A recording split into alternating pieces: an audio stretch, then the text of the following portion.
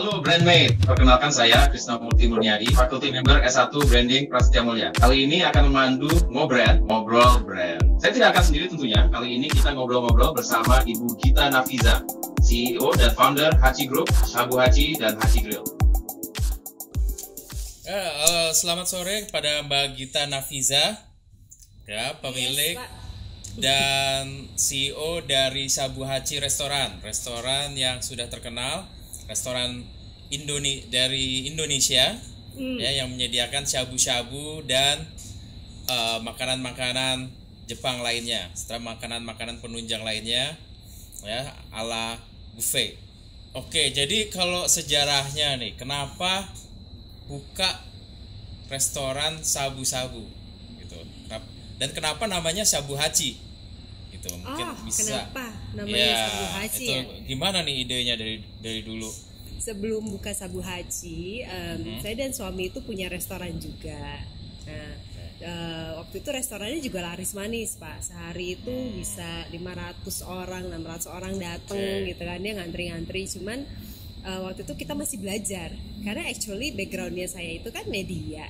Saya lama di media, belasan tahun di media. Sedangkan suami juga lama di bisnis, tapi bisnisnya itu IT gitu loh, IT retail segala macam. Nah, kami berdua itu sama sekali gak ada background F&B. So one day kita memutuskan untuk diversifikasi bisnis kan, dari bisnis IT itu kita decide, oke, kita mau ngapain ya?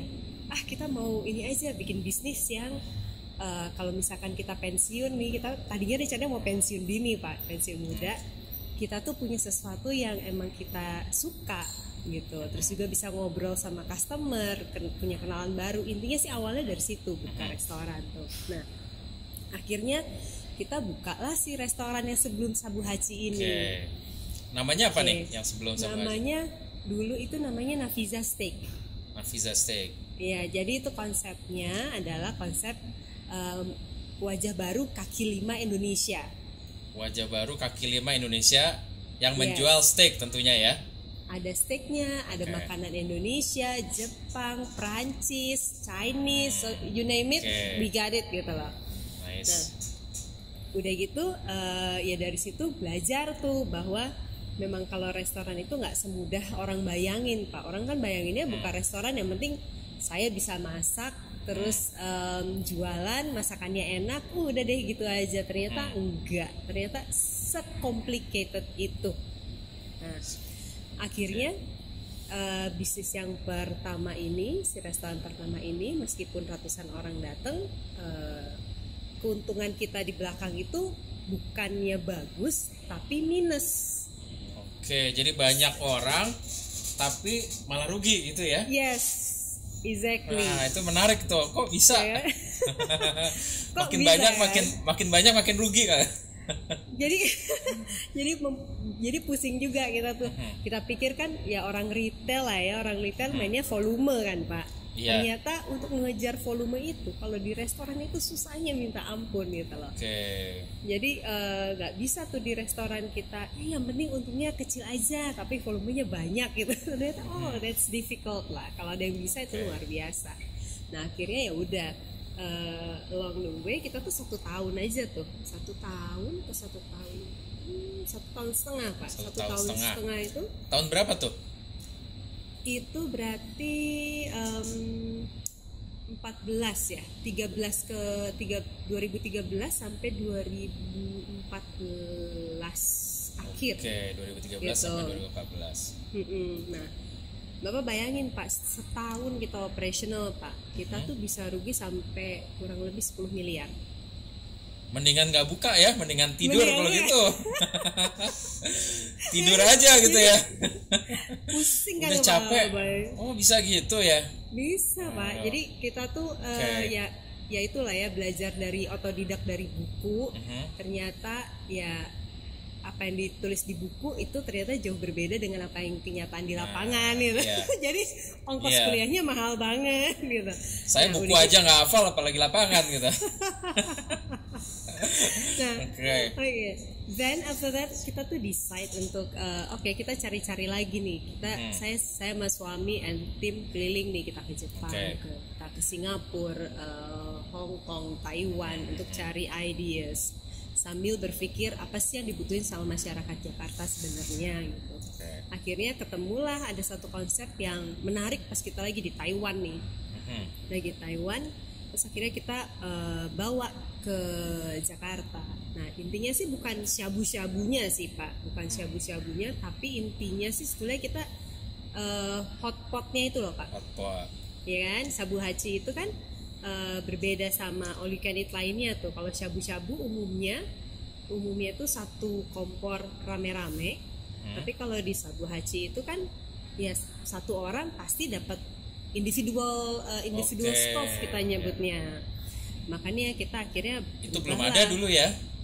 Kalau makan sabu-sabu mesti rame-rame ya, nggak bisa sendirian gitu. Nggak bisa sendirian. Oh gitu. Kalau di Taiwan bisa sendirian. Nah kalau di Taiwan itu lucu tuh, saya lihat banget ada restoran rame, terus ternyata itunya sendiri-sendiri, tapi masih manual gitu Pak.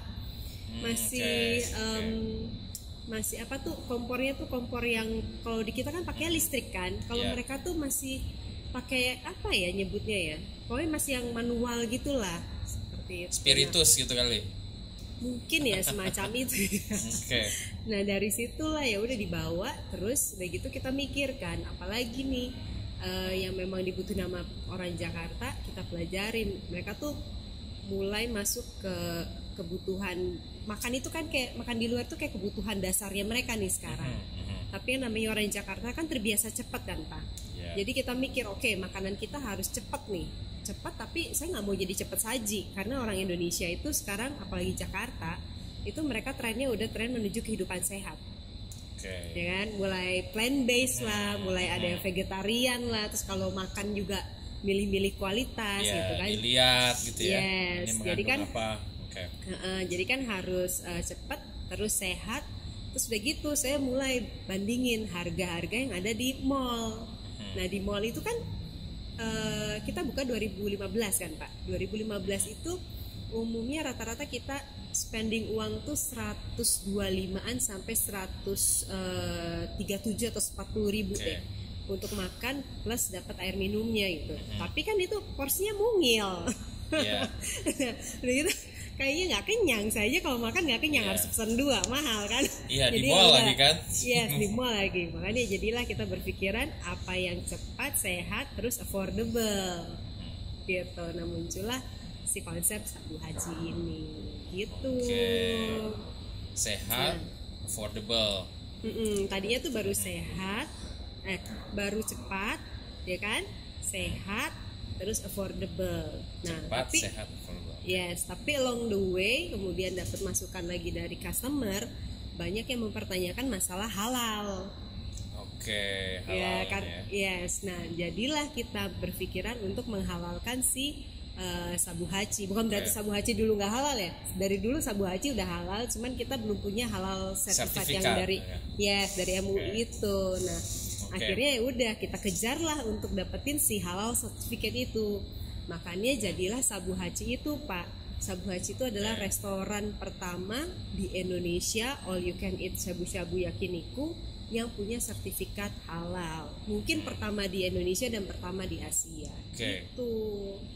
Jadi apa nih yang tidak dimiliki oleh Nafiza Steak ya, yang sekarang dimiliki oleh sabu haci? Jadi apa ilmu-ilmu apa yang dipelajari? Kan biasa pengalaman itu mahal harganya gitu ya. Banget. Kan udah disebutin tadi di kuliah semahal itu. Itu ya. Apa nih trial and error, jadi koreksi-koreksi apa? Jadi dalam industri F&B apalagi restoran, cafe, coffee shop, every penny counts Pak.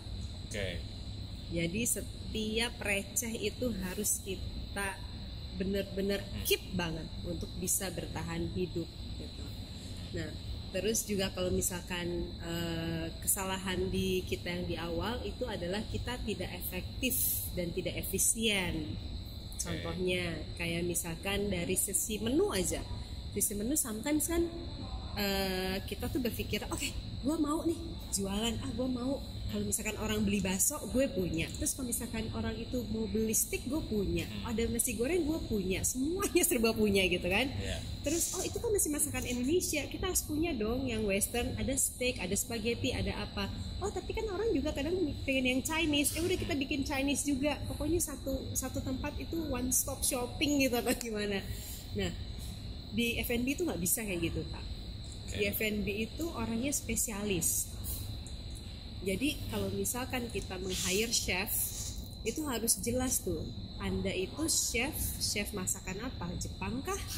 Atau Chinese food kah? Atau French, Italian, yang gitu-gitu. Nah satu chef ini sendiri, dia itu punya istilahnya asisten chefnya, terus ada helpernya, ada kebanyakan, jadi kayak satu rombongan gitu, teamworknya dia tuh banyak. Jadi bayangin kalau misalkan kita cuma jualan 5 menu Italian atau French gitu, terus kita jualan 10 menu Chinese, terus jual lagi 10 menu Indonesia, nah itu aja udah punya 3 chef kan. 3 chef dikaliin tuh sama anak buahnya.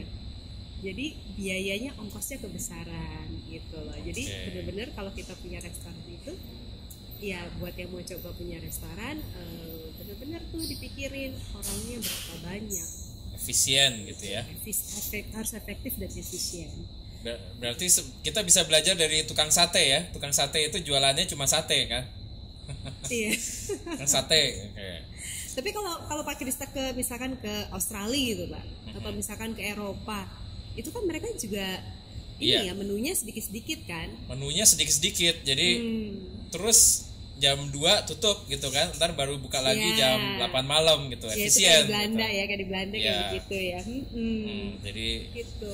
Nah setelah sudah tahu nih, punya ide gitu kan, cepat, sehat, dan affordable, langkah apa yang pertama kali dilakukan? Karena kan orang punya ide banyak gitu ya, tapi kalau untuk merealisasikannya mereka udah nggak sesuai dengan idenya.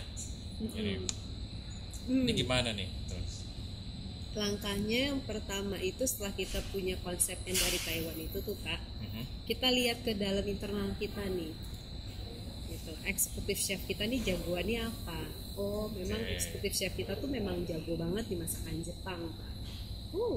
Terus juga eksekutif yang saya punya itu luar biasa. Ada 3 orang ini tuh jadi bisa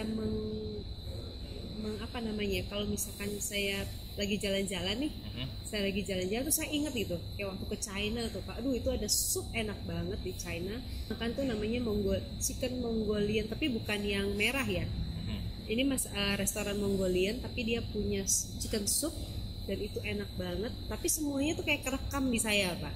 Jadi entah kenapa lidah saya tuh bisa bilang, ini cara masaknya begini ya. Terus di dalamnya ini ada bumbu apa aja ya gitu. Nah, saya tuh ceritain ke chefnya, Pak tolong bikinin dong begini. Akhirnya yang meng-create beliau ini, para eksekutif chef saya gitu. Nah itu juga yang pas masakan Jepang juga gitu Pak. Jadi pas lagi ke Singapura sama ke Jepang itu sangat memorable banget. Ada makanan yang memorable, dan kebetulan eksekutif chef kita juga jago masaknya Jepang. Ya udah akhirnya saya cerita, ya udah kita bikin nasi. Gitu. Jadi dicoba makanan, pernah memorinya, ingat di suatu tempat enak, diceritakan, terus chefnya bisa mereplikasi apa yang kita rasakan. Ya, kita R&D, kemudian kita baru FGD tuh, kita lempar ke orang-orang. Ayo suka nggak ini segala macam. Kan belum tentu dia lidah saya mewakili gitu ya. Mewakili masyarakat Indonesia pada umumnya kan. Ada certain taste yang mungkin buat saya enak, tapi buat orang kamu terlalu bule banget gitu. Jadi ya FGD lah.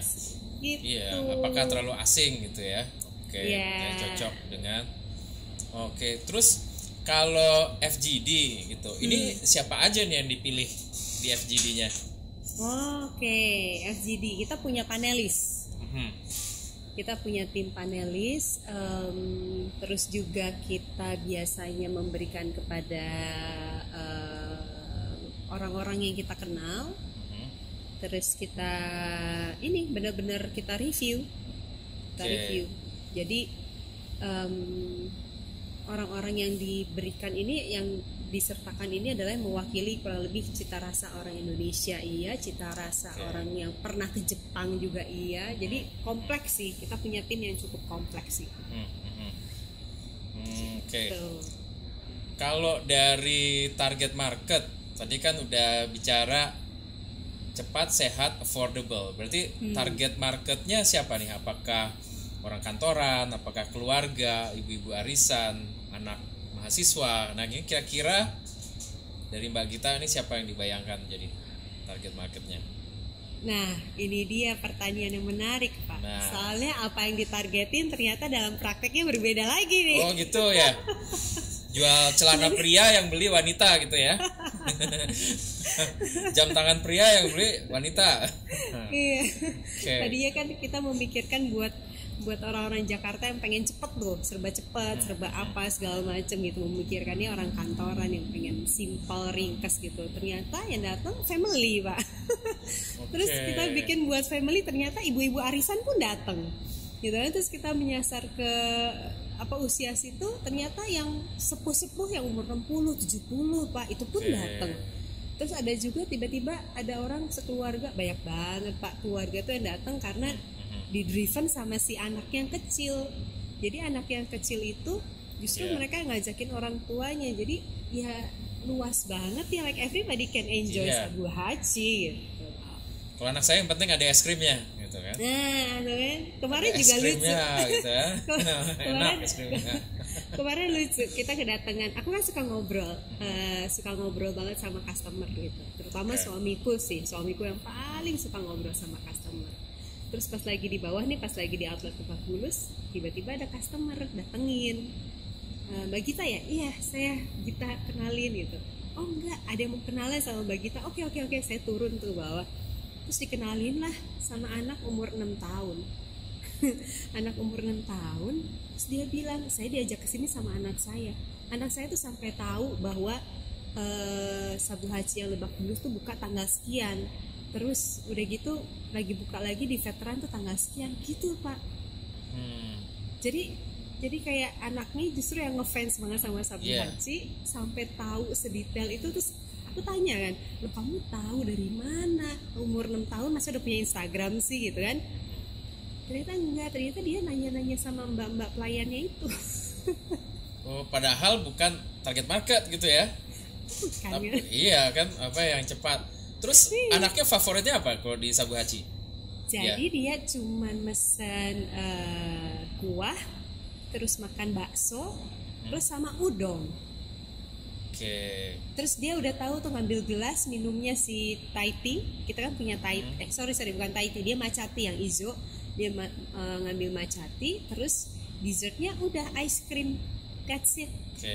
Ditawarin yang lain-lainnya, nggak mau sayur, nggak mau apa, nggak mau, dia udah aja makannya begitu. Jadi tadinya itu orang-orang yang mau makan cepat gitu ya, orang-orang kantoran, tapi begitu dibuka ternyata luas banget. Pengunjungnya luas banget. Ini ada favoritnya masing-masing nggak? Misalnya ibu-ibu arisan sukanya seperti apa gitu, yang mengandung kolagen misalnya gitu kan. Bapak-bapak sukanya dagingnya, anak-anak yang manis-manis gitu. Ada seperti itu nggak kalau di Sabu Hachi?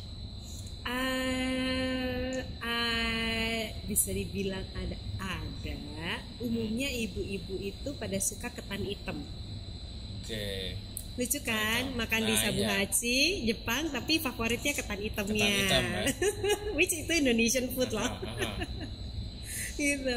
Terus kalau gimana misalnya orang-orang nih yang bisa jadi customer Sabu Hachi tapi mereka nggak tahu tentang Sabu Hachi, gimana Mbak Gita nge-reach mereka? Apakah iklan atau misalnya undang apa, ada promo untuk arisan gitu, gimana nih? Kan banyak ya di Indonesia nih yang belum pernah dengar, atau nggak, mungkin kebetulan di daerah perumahannya nggak ada Sabu Hachi. Gimana caranya? Oke, kalau dulu di awal sekali Sabu Hachi buka, kita sama sekali tidak menjalankan marketing apapun, promotion itu nggak ada, Pak. Gitu. Jadi kita benar-benar fokus ke kepuasan pelanggan gitu. Kita all out di kepuasan pelanggan.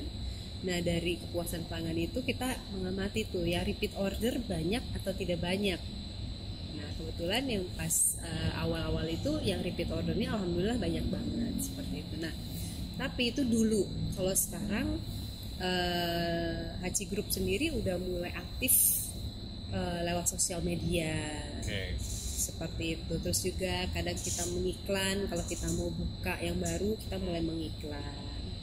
Terus juga kita bikin engagement. Tapi kalau dibilang apakah marketing kita jor-joran gitu ya, enggak juga Pak, enggak. Tapi kita tetap yang jor-jorannya itu adalah di kepuasan pelanggan itu. Kualitasnya gitu ya. Kualitasnya intinya sih kita pengen Sabu Haji itu gimana caranya supaya orang kalau datang ke kita itu bukan datang ke restoran, tapi mereka seperti datang ke rumah sendiri.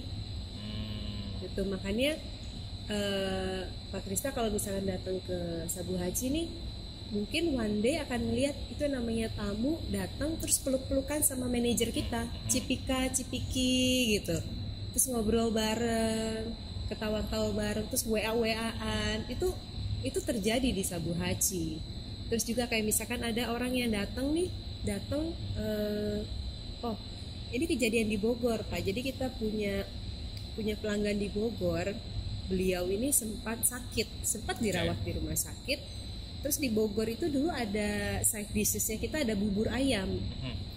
Nah beliau ini suka banget sama bubur ayam. Jadi begitu dia selesai dari rumah sakit keluar, dia langsung datang ke Sabu Haji. Tapi bukan makan sabu-sabu, khusus buat makan buburnya gitu loh. Terus kan ya udah kita persilakan, Bapak mau bubur, oke silakan ya, sambil diajak ngobrol segala macam. Pas beliau mau bayar, kita nggak charge Pak. Kita sama sekali gratis kan gitu, kita nggak charge. Maksudnya pengalamannya kan, ya iya, jadi buat kita malah itu sebuah penghargaan gitu. Seseorang habis sakit serius terus kemudian dia sembuh, yang ada di pikiran pertamanya adalah makan di Sabu Haji. Buat kita itu ada oh my god, that's so sweet gitu. Terus juga kan nggak lucu juga Bapak makan satu mangkok bubur ayam terus kita charge 250.000, kan bisa ngamuk juga ya Pak ya. Ntar sakit lagi ya. Iya kan, sakit lagi. Belum sembuh. Jadi kita benar-benar kepuasan pelanggan itu di atas segala-galanya Pak. Itu approach-nya gimana? Kan kalau di restoran ya banyak kan dingin ya, kita makan bayar, kadang-kadang nggak ngomong gitu ya, kadang-kadang manggil pelayan juga susah gitu. Nah ini gimana nih kunci-kuncinya supaya bisa nih berbincang-bincang dengan customer gitu. Mungkin seperti ya kalau di luar negeri gitu kan banyak ya restoran-restoran kecil di mana jadi sering datang kenal dengan customernya, atau kita pun baru pertama kali datang yang pemiliknya juga udah keliling nanya-nanya gitu ya. Iya, that's exactly what we do Pak. Jadi karena saya dan suami memang dari awal dasarnya menciptakan restoran itu adalah untuk menciptakan teman baru, keluarga baru. Jadi kita itu selalu menyempatkan diri untuk menyapa customer.